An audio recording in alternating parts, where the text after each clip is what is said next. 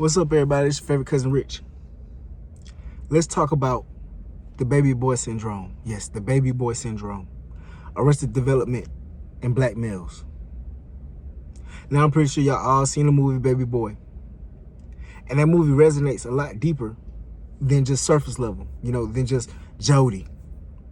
It's a real epidemic of what's going on with black males. It's been stemming for a long time now, and it's still continuing today. And I think it's affecting more black males now than ever because of lack of leadership, lack of fathers, more single mothers, than a lot of the other systematic things that go on that induces that behavior. And then when you don't have things to counteract that or balance that out, with positive role models, positive media, you're bound to have more baby boys. You're bound to have more Jodies. You're bound to have more Pookies. But let's go ahead and break down the real nuances of the baby boy syndrome or arrested development in black males. You see, a lot of black males don't have rites of passage to become a man. The rites of passage that we have in the black community, or especially when we're talking about Pookies and Jodies, is one of two things: sexual access and becoming 18. That's really it. Well, I add three things: making money, now you considered a man, sexual access, now you considered a man. And 18, you being 18, now you consider a man. But none of these rites of passages are really what is needed for a boy to become a man. And I think that's one of the main issues that we have in the black community as far as Pookies and Jodies, is that when you lack these rites of passage, it allows boys to label themselves as men. Now, they are taking on the role as what a man is supposed to be doing without the foundation that is needed in order to uphold that role. And when we're looking deeper into the arrested development that Pookies and Jodies have, it all stems from trauma, poverty, violence, lack of fatherhood, growing up in financial struggles. All these things is what creates the arrested development as a boy to become a man, a true man. When you're dealing with trauma, when you're dealing with violence, when you're dealing with poverty, when you're dealing with not having a father, and when you're growing through all these things, you don't have the proper foundation in order for you to become a man. Point blank period, you just don't. And now I know a lot of people are going to say, well, I did grow up quick. I grew up quick, growing up in these environments. A lot of times, yes, you did grow up quick in order to survive in these environments, but you didn't grow up with the actual things that you needed in order to survive the world. You see what I'm saying? So when you were in these environments, you knew how to fight.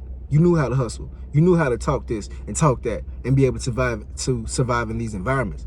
But these are not the foundational things that you need in order to survive in the real world. And that's where a lot of people have it messed up.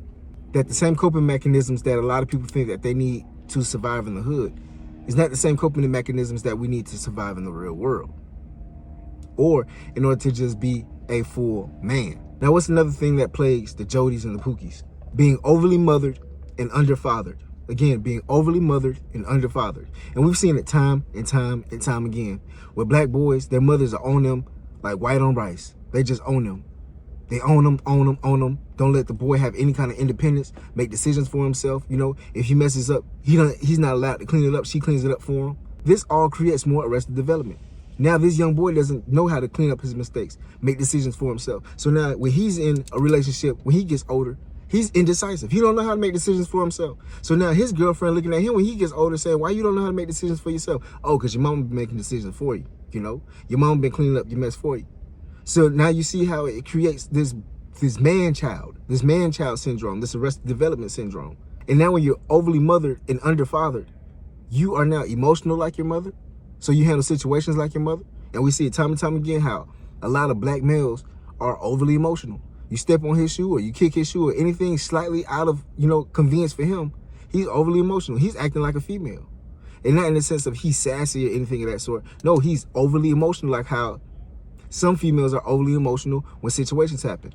But females are rooted in their emotions, and men are supposed to be rooted in logic. But the men who are suffering from this arrested development, they don't have those logical thinking skills and critical thinking skills and resolution skills and how to resolve conflict. They don't have those things. They don't have these things. They were never taught these things. Why? Because they were underfathered.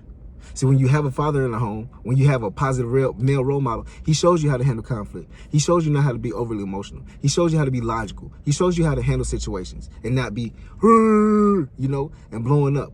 And now you sitting in jail.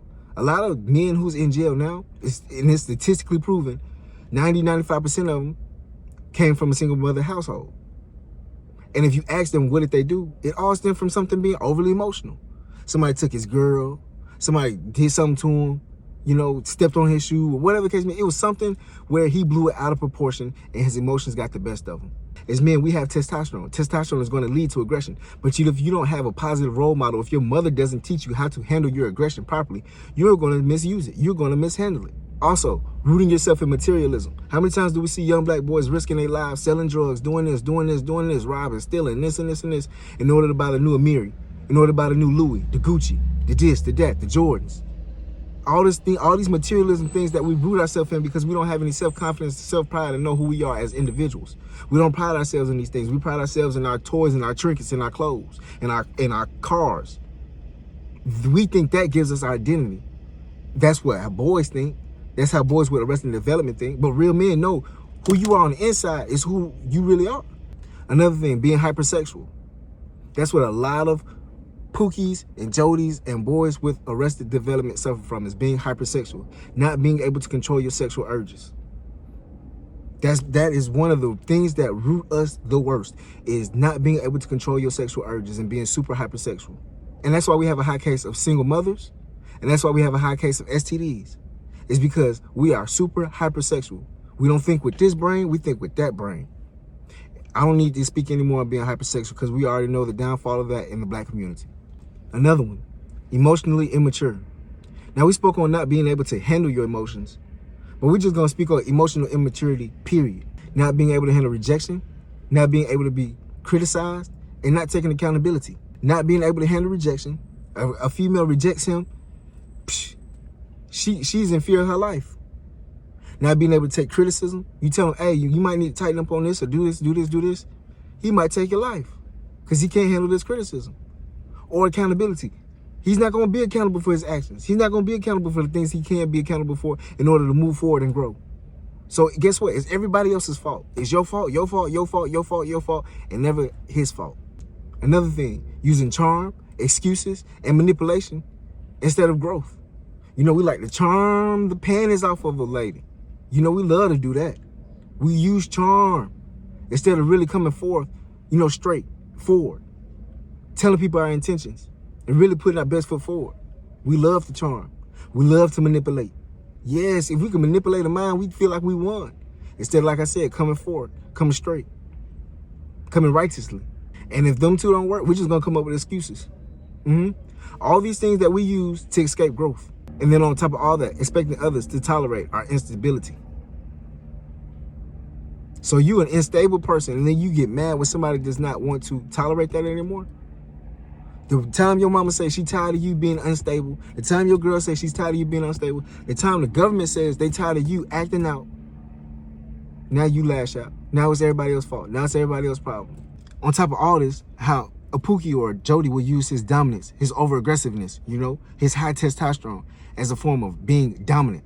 Yet it's only covering up his insecurities. So he has to overcompensate. That's why you see a lot of men out here with the mean mugs all the time and being over-aggressive. It's because they're not adequate enough, and they know it deep down inside, so they feel like they have to overcompensate in order for you to feel like you have to, you know, respect them. You have to be fearful of them. You have to, you know, abide by what they say. But it's only overcompensation. That's it. It's just being overcompensating of what they fear that they lack. Last one. How Pookie chooses relationships that nurture his wound. Yeah, how Pookie chooses relationships that nurture his wound.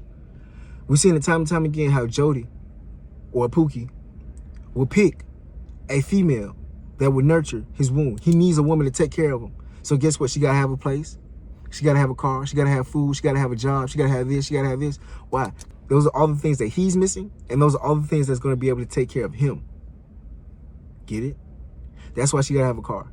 That's why she got to have a house. That's why she got to have a job. That's why she got to have some money. Because these are all the things that he cannot provide for himself. So therefore, he seeks it. He seeks a mother figure. He seeks a parental figure in his lady, in his wife, his girlfriend, or whatever he may choose. This is why he likes those type of women. But yet, he still cheats on them. Yet, he still does what he want to do. Why? Because he's not emotionally fulfilled. He's not fulfilled with himself. So if he's not fulfilled with himself, what makes you think he's going to be fulfilled with you? And the reason why he got with you is not because that's what he wants. He knows that's what he needs in order for him to survive. Again, it's not what he necessarily wants. It's what he needs to survive. And when we're dealing with hypersexuality, and we're dealing with boys who are not fully mentally grown, of course he's going to cheat. Of course he's going to sneak out the back door. Of course he's going to do what he want to do. And he expects you to tolerate it all. And eventually, what happens in these relationships? At the beginning, the girl might think it's cute. You know, the sex might be cool. She might think everything is cool and cute. And eventually she will start resenting him because she's going to say this: I'm starting to feel like your mother and not your girlfriend. Now, how many times have we seen and heard this?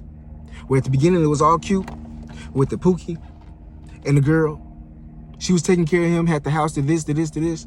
And eventually she started to create more resentment, more resentment, more resentment, more resentment, because he wasn't putting in, he wasn't picking up his share, he wasn't growing, he wasn't doing anything. And she started to feel like his mother and not his girlfriend. We've seen it time and time again. We've seen it time and time again. Anyways, let me know how y'all feel about this. This is your favorite cousin Rich. Y'all be safe out there. Love and blessings.